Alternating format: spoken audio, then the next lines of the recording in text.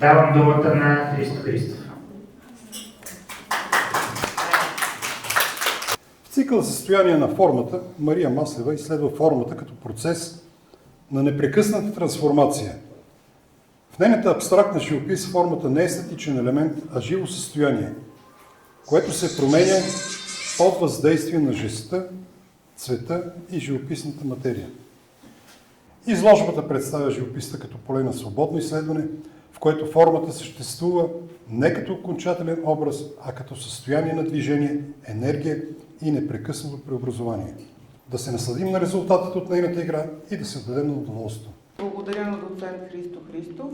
Искам да благодаря на Лаврен Петров, който ме прие за трета поредна година да направя моята голяма годишна изложба тук в галерия Контраст. Аз се чувствам като у дома си. За трета година съм тук и се надявам да съм докоснала всеки един от вас с моето изкуство. Благодаря.